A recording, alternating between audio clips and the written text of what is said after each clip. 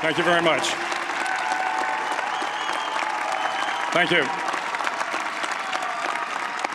Well, thank you, President Powers, Provost Fenves, deans, members of the faculty, family and friends, and most importantly, the class of 2014. It is indeed an honor for me to be here tonight. It's been almost 37 years to the day that I graduated from UT. I remember a lot of things about that day. I remember I had a throbbing headache from a party the night before.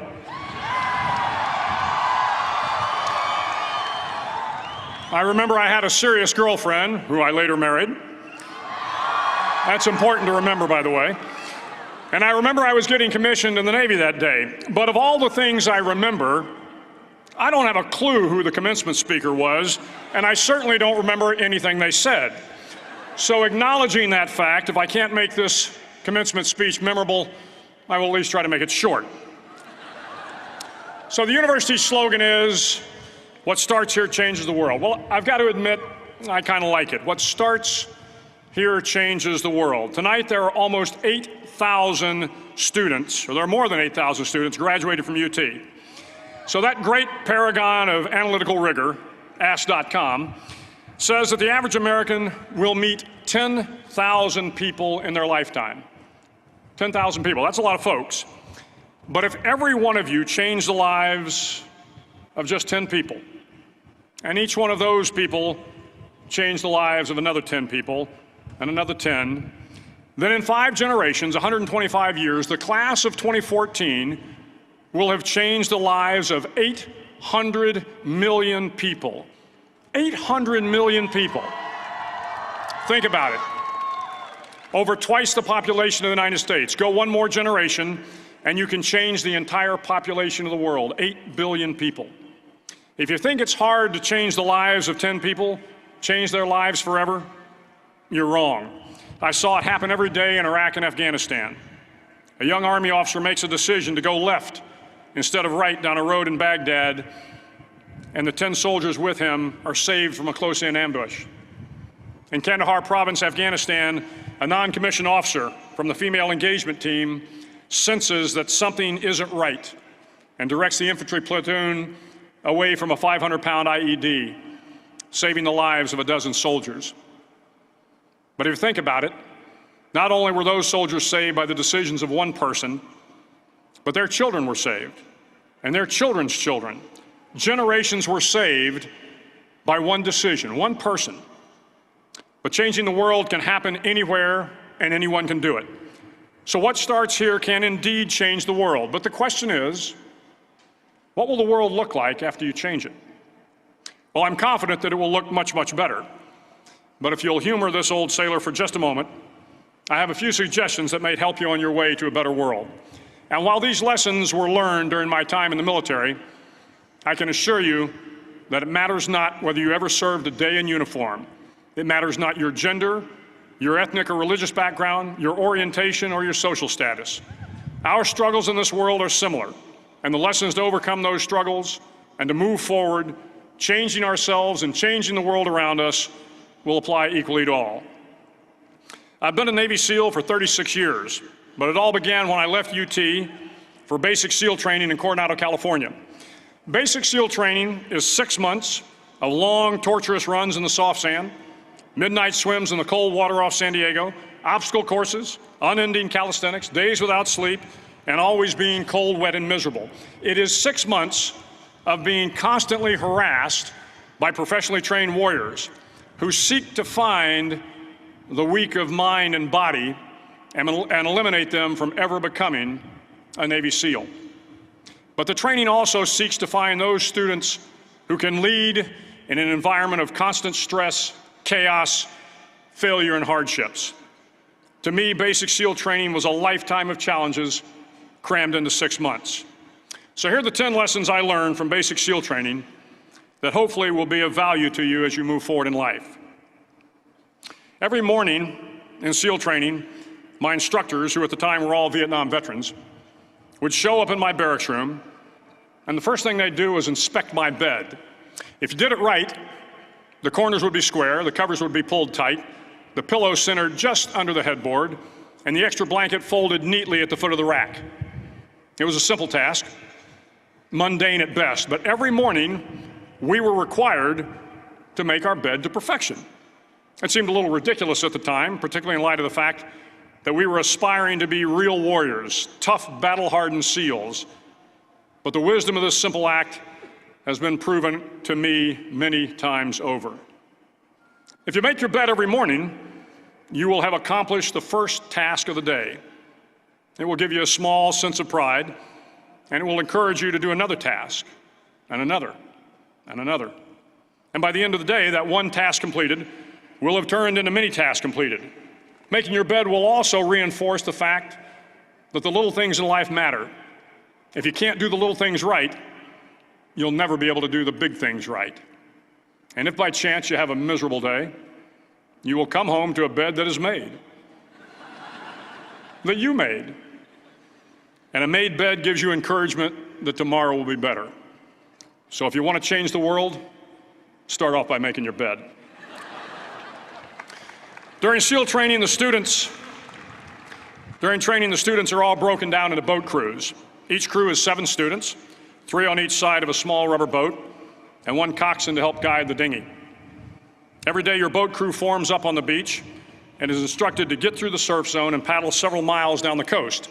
In the winter, the surf off San Diego can get to be 8 to 10 feet high, and it is exceedingly difficult to paddle through the plunging surf unless everyone digs in. Every paddle must be synchronized to the stroke count of the coxswain. Everyone must exert equal effort, or the boat will turn against the wave and be unceremoniously dumped back on the beach. For the boat to make it to its destination, everyone must paddle. You can't change the world alone. You will need some help.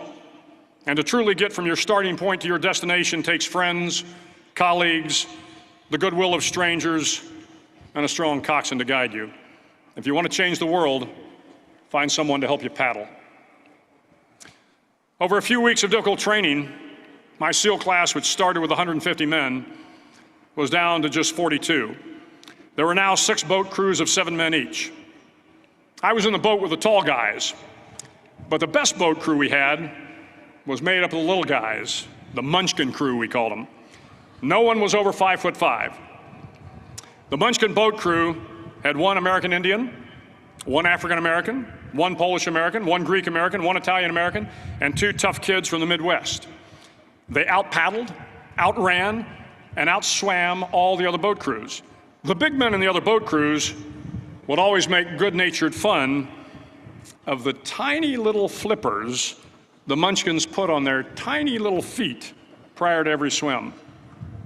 But somehow these little guys from every corner of the nation and the world always had the last laugh, swimming faster than everyone and reaching the shore long before the rest of us. SEAL training was a great equalizer. Nothing mattered but your will to succeed, not your color, not your ethnic background, not your education, not your social status. If you want to change the world, measure a person by the size of their heart, not by the size of their flippers. Several times a week, the instructors would line up the class and do a uniform inspection. It was exceptionally thorough. Your hat had to be perfectly starched, your uniform immaculately pressed, your belt buckle shiny and void of any smudges. But it seemed that no matter how much effort you put into starching your hat or pressing your uniform or polishing your belt buckle, it just wasn't good enough. The instructors would find something wrong. For failing the uniform inspection, the student had to run, fully clothed, into the surf zone, then wet from head to toe, roll around on the beach until every part of your body was covered with sand. The effect was known as a sugar cookie. You stayed in the uniform the rest of the day, cold, wet, and sandy. There were many a student who just couldn't accept the fact that all their efforts were in vain, that no matter how hard they tried to get the uniform right, it went unappreciated. Those students didn't make it through training. Those students didn't understand the purpose of the drill. You were never going to succeed.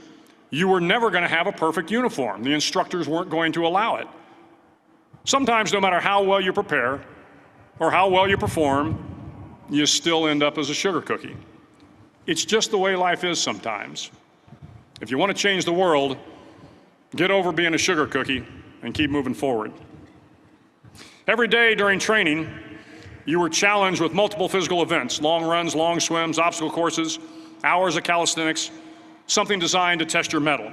Every event had standards, times you had to meet. If you failed to meet those times, those standards, your name was posted on a list, and at the end of the day, those on the list were invited to a circus. A circus was 2 hours of additional calisthenics, designed to wear you down, to break your spirit, to force you to quit. No one wanted a circus. A circus meant that for that day, you didn't measure up. A circus meant more fatigue, and more fatigue meant that the following day would be more difficult, and more circuses were likely. But at some time during SEAL training, everyone made the circus list.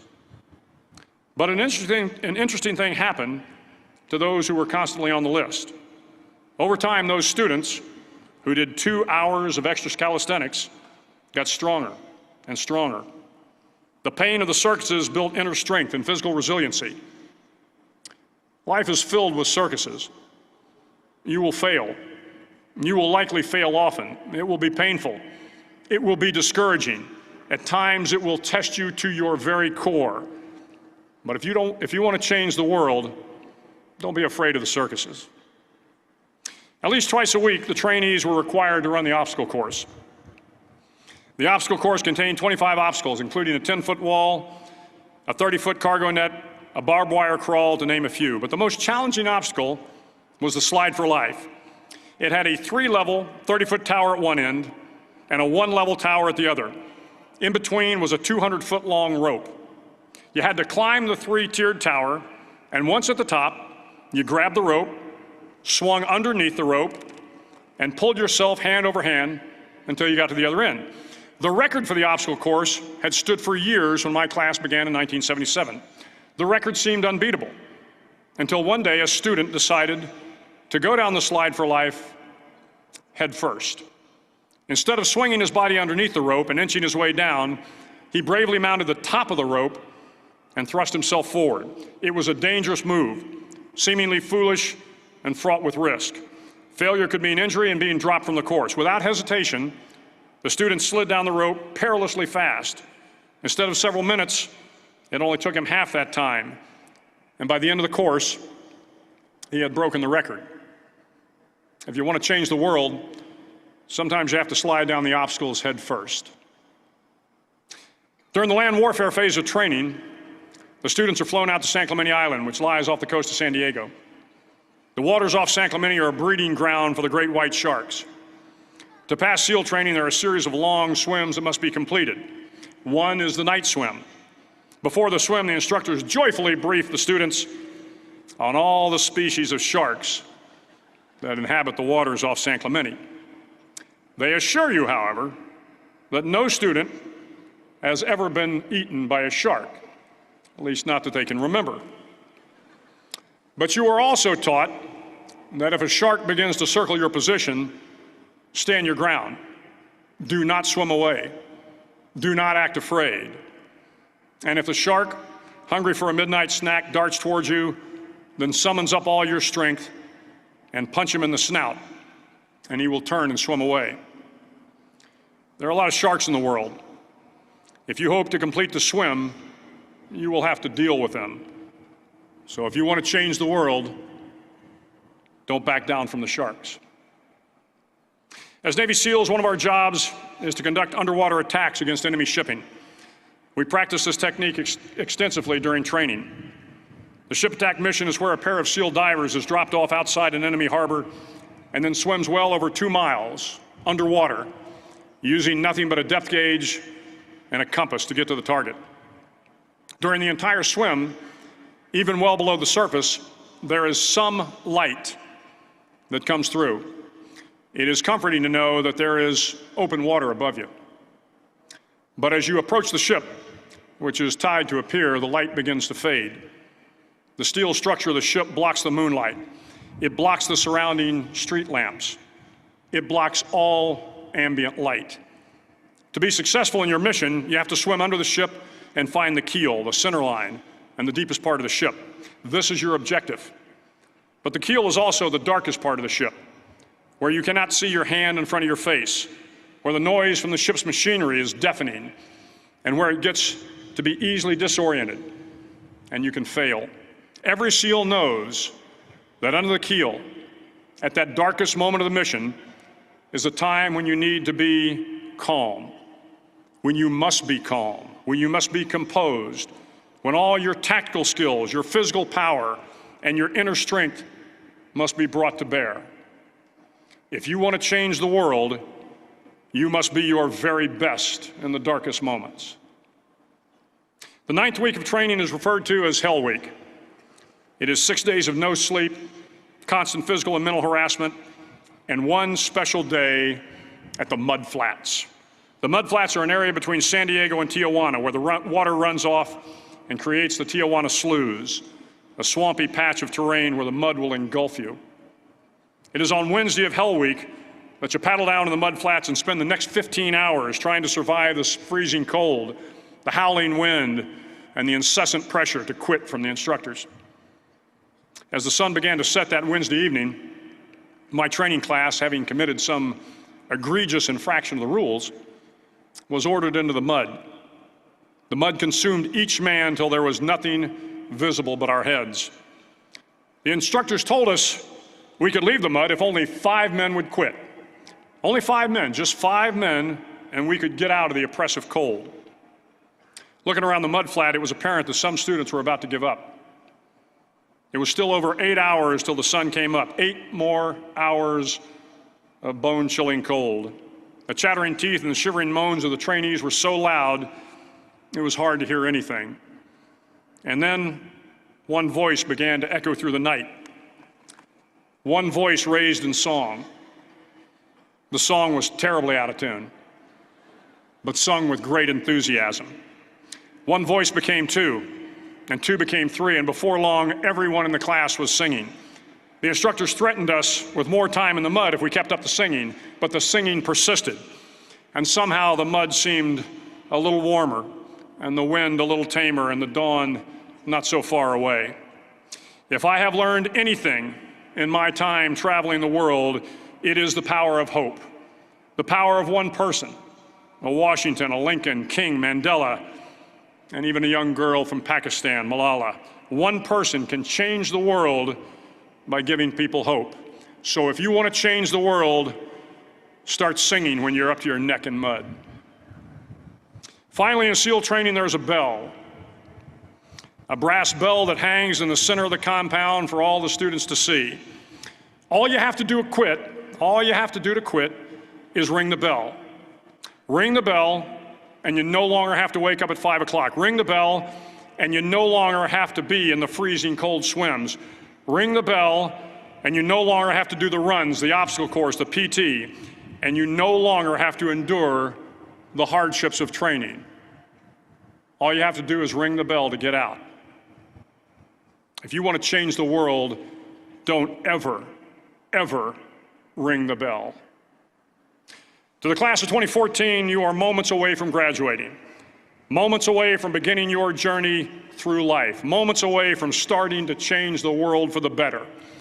It will not be easy, but you are the class of 2014, the class that can affect the lives of 800 million people in the next century.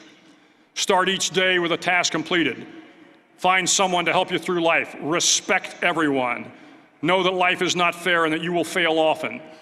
But if you take some risks, step up when the times are the toughest, face down the bullies, lift up the downtrodden, and never, ever give up.